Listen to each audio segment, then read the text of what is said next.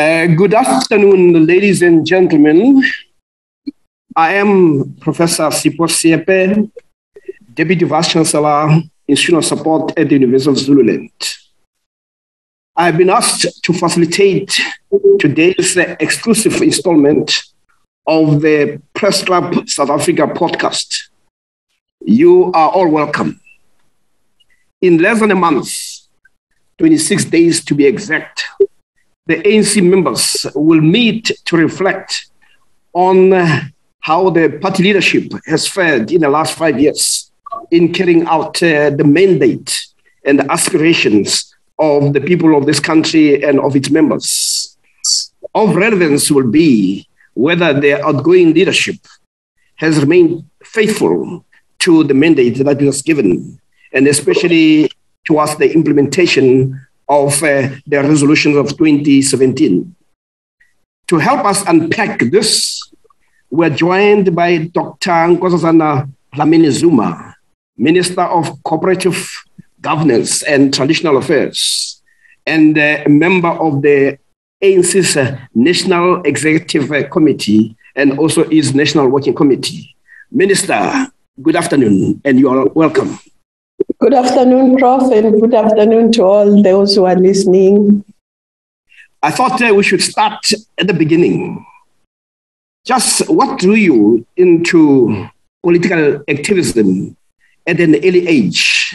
And while you are at it, what were the conditions that drove you to finally want to leave the country and to go into exile? Well, I think what drove me to politics at an early age was just my experience of racism, actually, especially when I was at high school. Because I went to a high school, now it's Adams College, but then they had called it Amanzimtoti. There were African teachers and there were white teachers at the school. And at the school, there were two staff rooms, one for black teachers and the other one for white teachers. But they were all teaching at this school. And there was an incident that really got to me when it was tea time, and one of the person who makes tea actually was making tea for both. So he would start at the white staff room and make tea for the teachers there, and then go downstairs to the black staff room for black teachers. When he got to the staff room for black teachers and was serving them tea, he was short of 1 cup. So common sense told him that he must go upstairs. There are lots of extra cups there.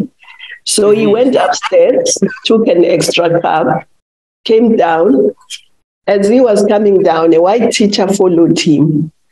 Then he served this black teacher with using that cup. So the white teacher just stood next to the black teacher. And when the black teacher finished drinking, the white teacher took that cup and smashed it on the floor. Ooh. And said, so that it never finds its way up to the white staff room. Now, so that's one of the things that drove me. Secondly, Amanzimtoti Adams College is associated with many ANC leaders, including Nkosi Albert Luthuli. Mm-hmm. But when Nkosi Albert Luthuli passed away, we were not even informed at the school. We got it through the grapevine. There was no mention, there was nothing done at the school. But when Verwoerd died, as soon as he died, we were sent out. The school stopped anything. We had to go to our dormitories. And during the funeral, we were all collected and we had to be in the school hall in our uniform, listening to the and listen to the funeral. That's the first time I listened to a state funeral. And it just annoyed us. And there were many other things that are too many to mention, but I'm just mentioning those two as part of what drove me. But also, when I was before I went to high school, I stayed a bit with my aunt in Durban, and they used to send me to the market on Saturday morning. And there was a time when we couldn't get potatoes from the market. Yeah. So then it was explained that there was a potato boycott. And it was explained why the potato boycott. So those were some of the things that got me thinking that there's something wrong in this country. And it needs to be changed. And also when I was at secondary school, I had a very interesting teacher who taught us social studies. Social studies then was a bit of history and a bit of geography put together. So he used to teach us history, and he would say, this history that I'm teaching you is for you to pass exams, but it's not proper history. Then you'd say, now I'll take some time and give you proper history that you must keep in your mind and keep throughout your life. So you were introduced into political understanding by one of those teachers? Yes. And he will explain and he will say, never write it in your exam, you will fail and you'll be arrested. So those are some of the things that really brought me into politics early. And so from that time, I just was an activist at heart. And then I went to University of Zululand. That's when I then became active in the formation of SASO and so. Recording in progress. Yeah, we realized that you were one of the leaders of SASO. Something that is normally not said, because leadership in politics is always about men. Yes, women always get edited out of the history pages. Notice that. In politics, but generally. And if you are lucky, it would be just a footnote at the bottom of the page. So it's one of the things that I think we should strive to eliminate, the editing of women out of history. I mean, just now, many people don't even know about Nokutela Dube, who was the first wife of Ulangal Balele Dube. Yeah. She made a huge contribution, but she was edited out of history like many others. So yes, that's true. And so I guess this is something that we hope that your Minister of Basic Education and other would try to correct. I hope there's that bit of influence. I want to move into something else. I see that the University of KwaZulu-Natal honored you on the 9th of this month with people like Professor Makhoba as the living legends of the medical school. So this was like coming back home, and I think it's a proper recognition. It's almost like a full circle. Yes, indeed. In fact, the University of Natal Medical School has been very good to me, I must say, because before this event, years back when I was Minister of Health, they actually conferred an honorary degree because, as you know, I left before I could graduate. So they conferred on me an honorary degree, which was very good, which was like, okay, come back. We could have you could have graduated here, but you didn't. And then this time was even better because they have a program of recognizing legends of the medical school. And I was very honored and humbled that they actually recognized me as a legend of that medical school, which is a great medical school which has produced great people, great politicians. So I felt very honored and humbled by them. No, that's wonderful. And effectively, you left because of your engagement in political struggle. And I would ask a different question now based on that struggle, because there was clarity on the historical mission of the ANC. The question is, maybe you can restate it and also tell us, what do you think of it now, given the state that the ANC is in? Okay. I think the ANC is, maybe it would just be good to just recall a bit of history, that the ANC was formed by our forebearers to liberate the Black people, but Africans in general, Black people in general, Africans in particular, who also to restore what was taken away from them, the dispossession of land.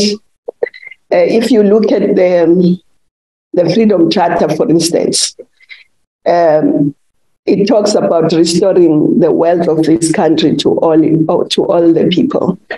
Yeah, it's about doors of learning and culture being open. So it talks about everything that we think that brings dignity to the African people, their rights and freedom. But also it talks about their economic freedom. Yeah. And that's in a simplistic way, that's what the mission of the ANC was, to free us and to change the material conditions of the South Africans, especially Africans. As you know, our continent, and we're part of that continent, our continent has what I call the paradox of Africa. Yeah. And the paradox of Africa is an Africa that is rich in every respect. It's got a lot of people, talented. It's got all the things that developed countries needed to develop. Mm-hmm. And so it's got huge amounts of land, rivers, oceans, minerals, whatever you need, forests, it's rich. Yeah. But the paradox is that it's a rich Africa with poor Africans. Yes. Because that's what the colonizers made sure, started by besieging us and taking people away as slaves. In South Africa, they did not take us away as slaves, but they made us slaves in our own country. Yeah. There's a view, Minister, just to get in there, there's a view that people understand that historical mission, but there's a sense among the Africans today that somehow they're being shortchanged. Black professionals say even when they're positions, they don't even have to bother to apply because they know that they'll never be considered.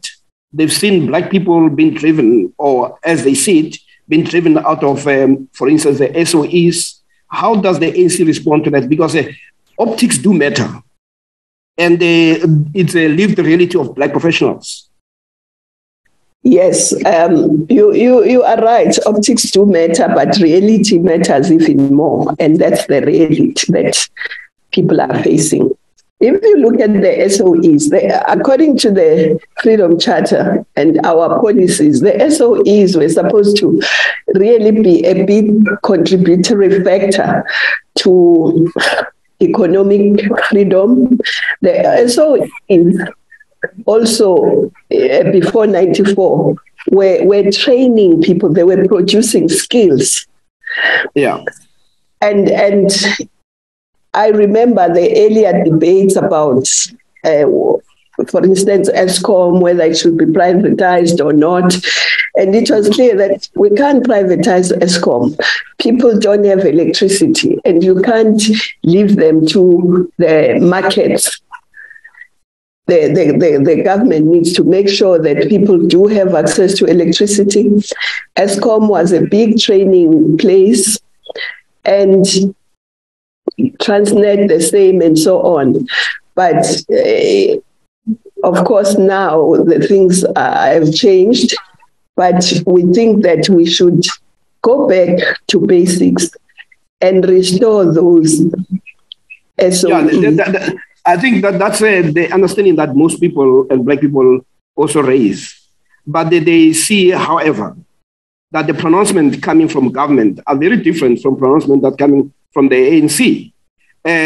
Right now, there's a privatization has gone on in an overdrive, and how do you hope that the ANC can still expect people to take it seriously when on one end, the ANC-led government is undermining what is seen as the historical mission of the ANC? Well, I think people are right to have doubts, but I think it's important to then say the ANC must self-correct. And it still has that possibility of self-correcting on those issues that are regressive instead of progressive. On those issues that people can see that the ANC is losing its way. I think it's important that we self-correct and we don't wait until we are completely rejected by the people before we correct, because it will be too late. We must correct now before we get rejected. Yeah, here's a position that has been presented by your colleagues. Minister Sisulu has spoken about the ANC being in an ICU, and the former minister, Nomvula Mokonyane, has also remarked that today, even members of the ANC, everything is seen through a factional lens, that there are times when even members of the ANC are afraid of each other, that the meeting might actually end up with some form of physical violence. How does that create a possibility of self-correction? I'm saying when you are taking a particular direction and you think that direction is wrong, you can change the drivers so that they take the right direction. But also conference is the highest decision-making body of the ANC. And conference in December. And I think conference must then ensure that we take the direction that we towards self-correction. But also just the structures of the ANC. It's unprecedented that we can have all the leagues of the ANC disbanded. There's no women's league, there's no youth league, there's no veterans league. They are all interim structures. So you can see that we are facing a big problem. Free State hasn't even gone to conference, it's an interim structure. The Western Cape, it's an interim structure. Northwest has just gone to conference. So I think we need to strengthen our structures, starting with the branches, going upwards, and making sure that all the structures of the ANC work. Well, let me ask this. Organizational level. That painful development has been put. Would you not consider it to be deliberate that you could have so many structures weakened and disbanded? Because that makes it easier for manipulation. Yes, it is It is. It is in a way, because, I mean, there was a decision to disband. So, and you can see that it's an interesting observation. It's true, because you can see that interim structures, of course, if you are appointed, it's different from being elected. Sure. Because if you are elected, you have the mandate from the people. If you are appointed, you have a mandate from the person who's appointed you. Yeah. Well, the question is, these decisions are taken in committees that you are part of. You are a member of the National Working Committee, you are a member of the National Executive Committee, and even people like Minister Sisulu and the former Minister Nomvula Mkonyana are part of those structures. The question is, how is it possible? I mean, is it because it reflects the contestation that is taking place within the ANC, that it's all about numbers? There was a time when the ANC used to talk about not numbers, but logic, about the mission. Where are we now? Yeah, at this point in time, it's about numbers. Which view comes from the majority of whatever the faction.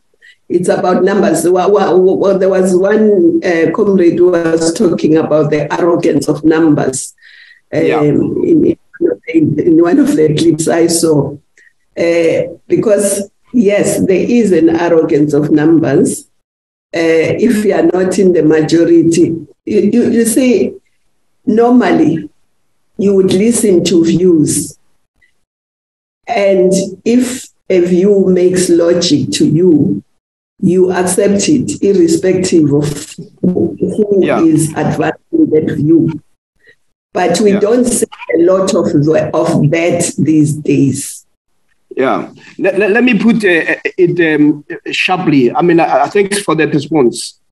There's also a view that is informed by the fact that you've had companies and groupings and individuals who have historically been anti-ANC and have made money available for contestation with the ANC.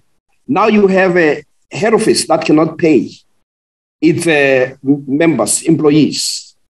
And yet these benefactors of individuals or an individual are not coming to the fore. Does it not suggest that the very fact that so much money can be spent on one person itself is indicative that those people who historically are anti-ANC are doing it to destroy the ANC? I mean, this is a view that people have put. Because if those people were interested in the ANC, they will say, now it's time for us to help the ANC, but they want to help an individual or individuals and not the organization. And if the organization does not exist, the machinery has collapsed. You can't begin to talk about the winning. Yes. No, we've held a view that the ANC must try and be self-sufficient. Yeah. And not depend on other people. And create its own companies. It can be agriculture, it can be many in any area, but not do business with government. But have companies that are transparently ANC, not companies that are held by people for the ANC. No, have companies that are transparently ANC so that the ANC can be self-sufficient. And I think that will also go a long way in terms of not only that head office and staff of the ANC will be paid, but that people will not be taking money somewhere else and saying, I'm taking it for the ANC, when they are not taking it for the ANC. So I think it's one of the things that we should really do and be transparent about it and be open about it. Yeah, and how do you stop this idea that has been said that in the ANC now you have members of other members and that the money plays a key role? To what extent is this election committee has it done enough work to give confidence that when you go into the conference has been addressed? What is your sense? Well, my sense is that money is still playing a big role. Yeah. There are people who want to auction the ANC. And also, I think the committee must do a lot more. You know, there are spreadsheets that are being thrown around. And when you are told they are not official, but so why are they being thrown around? Yeah. So something is not right somewhere. And so I think our comrade Khalima must just tighten up and make sure that their committee does a lot more to give confidence to the process. Yeah.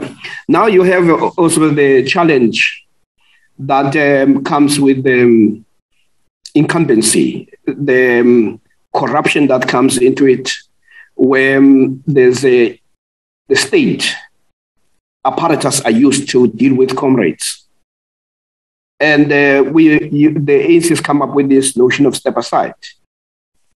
And there's a sense that in as much as its origin was about dealing with corruption, the ANC has actually failed. I mean, sharply, it has outsourced that responsibility of political morality to the state organs. And those who control the state organs can determine who gets charged, who does not get charged. And what is your view on that? Yes, no, I agree. And I've raised this even with the state organs when we were launching our anti-corruption at COCTA. All the state organs were there. And I raised this matter that, I don't understand why you charge, you arrest, and then you investigate. Yeah. I would have thought that you should investigate, and when you think you've investigated and you have a case, then you can charge and arrest. And at that point, then you must start dealing with the case and do it and finish. But what happens at this point in time, people get arrested, and then they don't even, the case doesn't start for years. I mean, I can quote many instances of cases that go on for 2, for 3. In fact, some of the cases get thrown away by the judges before they even start. They keep postponing, we're still investigating. Why did you arrest them if you are still investigating 3 years on? So there is a problem there. There's something very wrong there. And I think that should be changed. The state organs must investigate, especially because we are not talking about people who are likely to run away from the country. We are talking about people who are here, who are not going to run away. Why do you arrest them when you have not investigated? There are lots of companies who are on step aside even now, whose cases are still being postponed. They haven't been heard. They are still investigating. Yeah, I think that is also reflective also of the judiciary, because once it receives and has to throw this, there should be actually a comment that this is uncalled for, because our constitution does not expect that. There should be speedy trials, because if you do that, it's a way of putting people outside. You spoke about the ANC being auctioned, or possibility of it being auctioned to the highest bidder. But there's also goes beyond that actually our country is also being auctioned. This has to do with the issue of the so-called just transition. People are concerned that those who are busy giving us money and say we must transition from coal to other forms of energy sources are themselves actively making sure that they get our coal and they ensure that there's the energy security in their own countries using the very same. And yet we see the ANC not making a serious pronouncement on what appears to be really a discord, if one were to put it that way. Yes, I think one of the things that we must first ensure is that we have energy. Yeah. That's why the other countries are importing coal, because they know the bottom line for them is to provide energy for their people. Of course, we also want to deal with climate change. And that's where the just transition comes. But we forget the just and just go transition. Yeah. Because the just transition implies that as you transition, people still have energy, people still have jobs, and people still have their livelihoods. Yeah. You know, Minister, but in our case, we seem to want to run into solutions that are not really producing a just transition. Yeah. We are saying, I'm of the view that we have coal, then we should use it. Of course, slowly we can get out of it, but we also have uranium, which we can increase our nuclear. We have nuclear in this country because sometimes people think we're not using nuclear. We are. It's just that Quebec only. We can increase because nuclear is clean energy. Yeah. And increase that, we can decrease the coal. And we can also do hydro. And as we do hydro, we then decrease the coal. But we can't replace it with wind and solar. I'll tell you why. Because wind, for instance, is not predictable. Yeah. At 6 o'clock in this country, that's when you have peak demand for energy. Are we then going to play for wind at 6 o'clock every day? It's unpredictable. So you can't use it as the base for your grid. It can support the grid. And solar, equally. Solar it's available 12 hours, not 24 hours, for a start. Secondly, when it's very rainy days, then you don't get solar. But also for solar to be a base of the grid, how many batteries would you need to store? And so my view is that solar and wind must support the grid, but the base of the grid must be hydro, must be nuclear, and coal. You can ease off coal slowly as you increase the others. And that way, nobody loses jobs. That way, nobody goes without energy.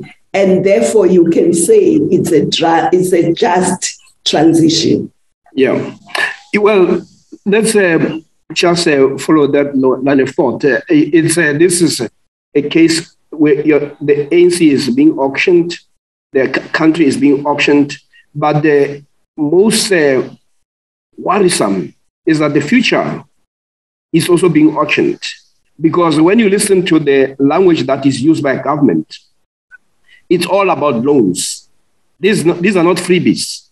And what is also interesting is that now, beyond loans, we are also told that there'll be grants.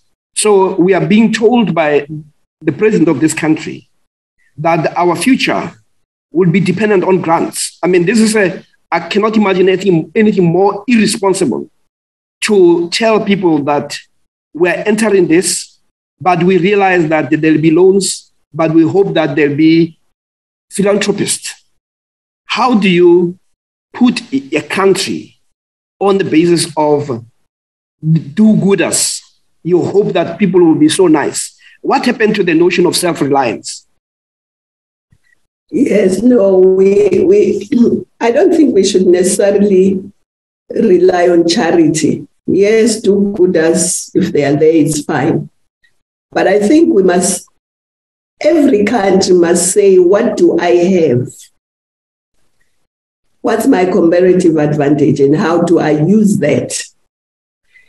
First, we have people. And that's why the 54th conference said we must have a skills revolution, because we have our most precious resource is the people. So we must skill them so that they can produce, they can generate jobs, but also get jobs, some of them. Yeah. And you see, when I was at the AU, for instance, we did a study was done by the Africa Capacity Forum. They did a study to say what are the gaps in terms of skills on the continent, including South Africa. But at that time, they were doing the high-level skills like engineers, doctors, and so on. Yeah. But they found that we have huge gaps, even in South Africa. And then when you go down to technicians and artisans, it's even more here in South Africa. Yeah. So we should be putting a lot of emphasis on skilling. Yeah. So that we move away from this discussion, I just want to ask one or to make a statement, whether you indicate whether we agree. I agree with what you're saying, but let's also accept that is not happening. At the moment, our future is presented as dependent on do-gooders. Yes, it should not be, but there isn't anything that we have seen that from the high office that speaks to that. Can we at least agree on that, then we move on? We agree. That's why the high office must change. Okay. Now, Minister, let me ask you, it's a two-pronged question. First, what are the three things that you think should happen or the ANC must do to win the confidence of the people of this country? I mean, the last election, local government elections, have actually shown that the people are saying, the ANC, we've given you enough time, but you are betraying us. And we saw the support plummeting. What are the three things that you think the ANC must do in the next 18 months? Okay. I think one of the things we must strengthen is local government. Yeah. We must strengthen the work of the district development model, where all the three spheres work together at the local sphere, because that's where people live, that's where people experience government. Yeah. I think we should strengthen that. This morning, before I came to this, I was in a meeting at the ICC in Durban, which was discussing the asset management. Because in the local sphere and in government generally, for instance, when the AG looks at assets, it looks at the presence of assets. They are there, you can find them. Yeah. But not whether they are maintained, not whether they are actually contributing to the service delivery. So we were discussing that as one of the things that we must make sure happens, the asset management in terms of maintenance, in terms of repairs, and that will improve the service delivery. But also local economic development at the local sphere. We cannot hope to have an economy that grows. We cannot hope to have to deal with unemployment and inequality if we think we're only going to concentrate in the 8 metros. Yeah, yeah.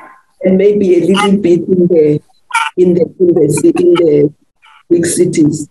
We must have local economic development. We must have cooperatives.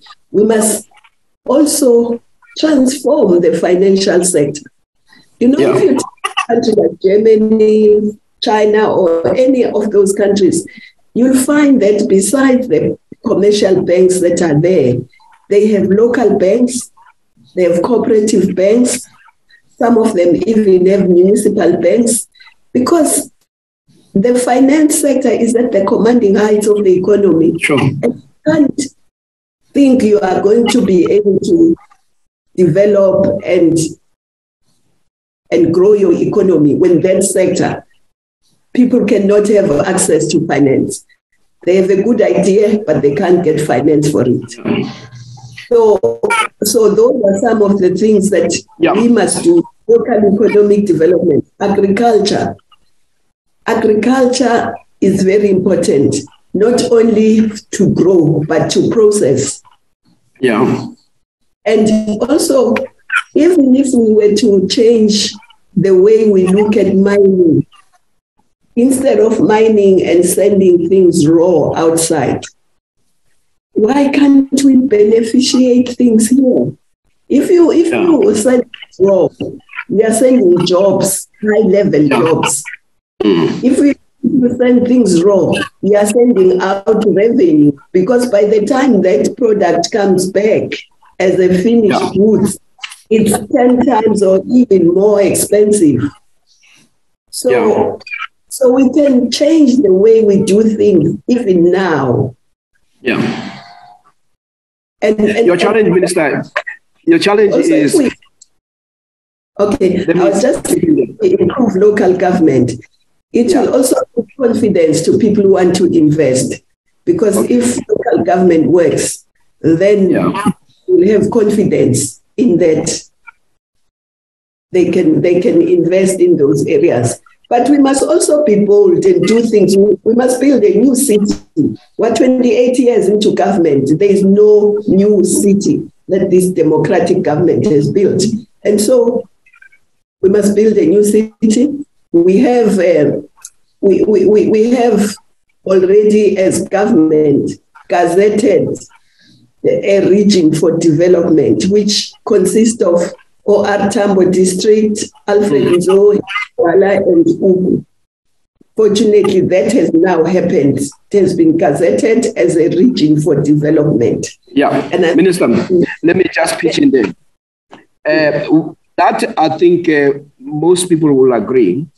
That this is why when the president talked about new cities, talked about fast-moving trains, and working government, people agreed to that. But what did we end up with? We end up with a president who's fixing potholes.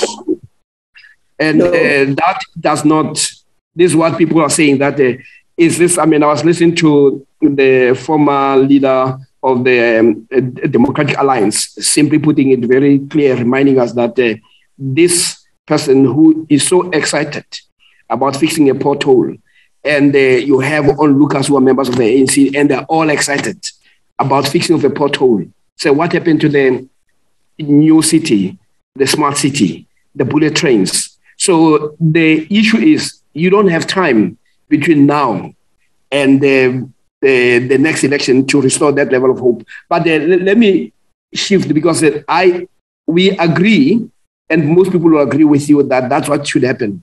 But whether the ANC has shown, ANC-led government has shown capacity. But the issue that also you responded to the next question I was going to ask. But the previous one was politically, you have a ANC president who gets booed by workers. I mean, you remember the May rally, he had to run for cover. You have the local government elections that showed that the ANC is not supported. You have communities where the members of the ANC are booed. You had somebody who was seen as having a way and influence with workers, Gwede Matashe, also being prevented from speaking to COSATU members. So you see this traditional support that the ANC had. How are you going to, what are the things that the ANC can do now to change that in the shortest period? Or is it possible that you could resign yourself to being part of the coalition, and then at least, as your former president and deputy president, Kgalema Motlanthe, said, that maybe the ANC must lose power before it can get better? Well, I don't agree that we must resign ourselves to that. I think it's very important. Udat Madiba once said, it doesn't matter how many times you fall, but what matters is how many times you rise. So yes, we are in this predicament, but we must rise. We must do everything we can to not resign ourselves to a coalition, not for the sake of ourselves. You know, the ANC as an organization, as a movement, is the collective heritage for Black people, but especially Africans, because they still need a lot of support from government, not as beggars, but as active citizens who can be active also in their own destiny. But they need the ANC. And it would be wrong for ANC members today to think they can just give up and say, no, it's fine, we can have a coalition. If a coalition happens, it must be because we have tried everything. Yeah. Now, let me just say this because I don't know how much time we still have. You know, the ANC first was an organization that was run by men, historically. But at some stage, they realized that the revolution won't flourish, the revolution won't succeed. Yeah. Women being in the part of the revolution is a prerequisite for the revolution to triumph. And they brought the women fought and they came into the organization. And even Nkosazana Albert Lutuli, when he was president of the ANC, was saying that now nothing will defeat us with the women part of this organization. Therefore, the ANC now must ensure that that is also a reality at all levels. We have been led by men, and we are grateful. They've led the ANC up to now 110 years. But we are also saying that must also change. Women must be part of the leadership at the highest level. The top 6 is the highest level in the ANC. Yeah. They are the ones who drive whatever happens in the ANC. And women don't have a voice. They don't have a voice. But also the ANC is missing out on the talent because women also have talent. And if you don't use your entire team on the field, you will lose. And the ANC can succeed with men at the highest level, if with just one woman maybe. So we are also saying we must change because there must be 3 women up there. And this time also there must be a woman as president leading the.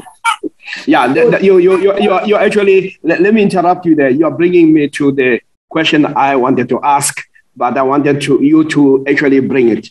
Why should people consider you as that possibility?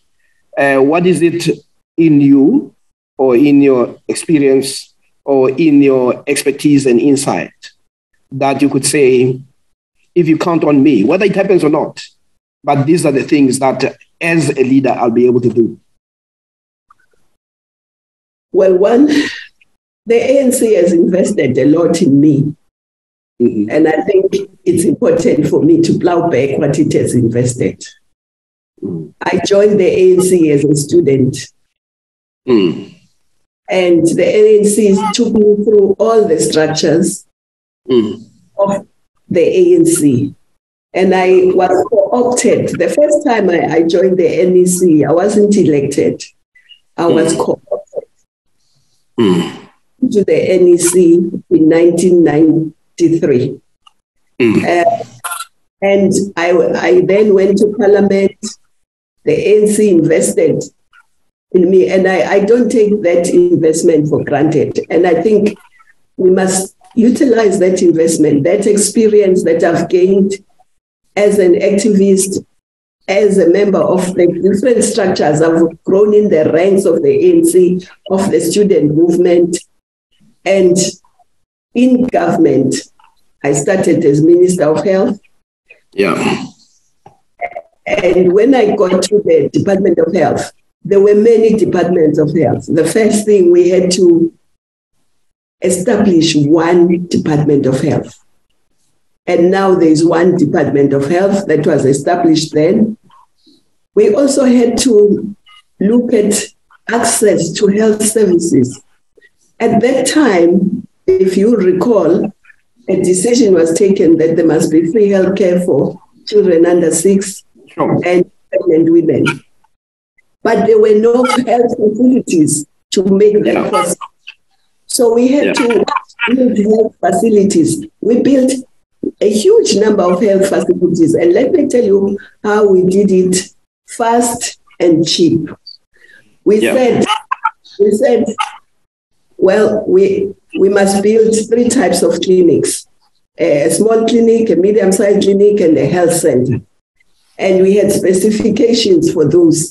We went to CSIR and said, please design these for us. These are the specifications. Yeah. Once they designed them, we said, give us the bill of quantities for each one of them. So already you can see we save time because we haven't got an individual architect designing an individual. Yeah, sure. Secondly, we save time and money. We don't have a quantity surveyor doing that. We already have it. And then we said, we are not project managers, we are not constructors, we are health workers. Yeah. So please give us a project manager who can manage this for us. Yeah. And they gave us.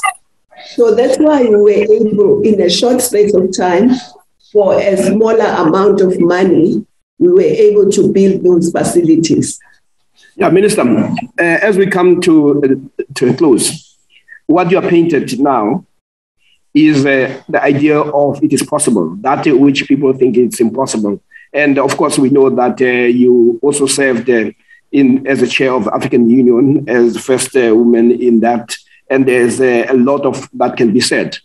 But let me deal with, as we wrap up, the tricky issue here. It has to do with the concept of renewal.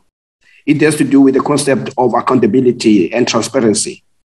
Here you have your leader who is accused of several things. First, the law requires that when there is a crime, it must be reported.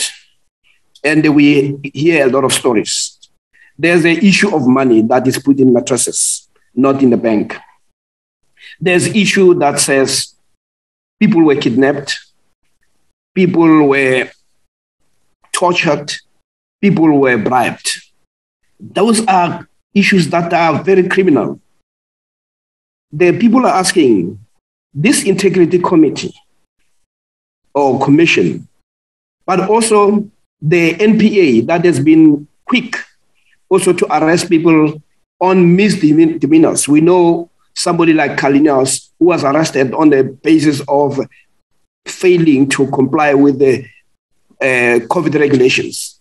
I mean, in terms of comparison, you don't see those state organs that are willing to arrest and detain and charge, having the appetite to do something about this.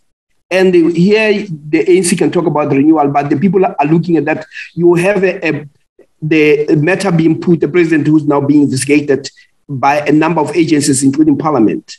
How does the ANC begin to hope that this matter, and there's also the issue where the president says, no, but these are the proceeds of my business. And we know that the Constitution expects the president not to be engaged in any other business, that if you're a president of the country, you must focus on the job. How does the ANC live with that?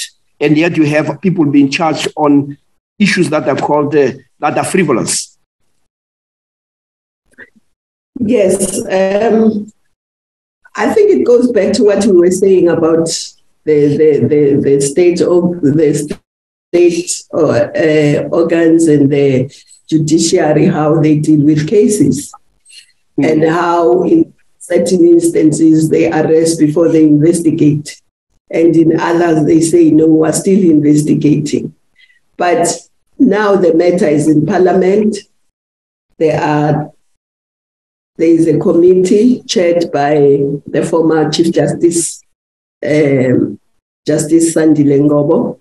We are hoping that they will investigate and say whether there is a case to be answered. But on the surface, it looks like there is a case to be answered. Yeah. Now, the question that has been difficult, Minister, maybe now that you've got 1 minute, is... I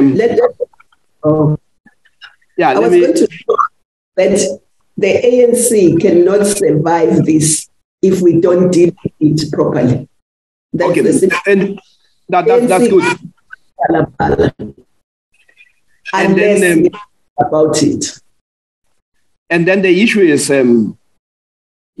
how confident are you that members of the ANC in Parliament will not be driven by the interest of the ANC as opposed to the interest of the country? That they are going to be driven by revolutionary morality as opposed to what the brown paperbacks that they might get, that there has a lot of money, or brown envelopes. Okay, the interest of the ANC in this case must coincide with the interest of the country. Yeah. That's my answer. Yes, yes. You can't say there's a separate interest of the country and a separate interest of the ANC. The interest of the country must coincide with the interest of the ANC. So are you now comfortable to say... If we love the ANC and if we love the country.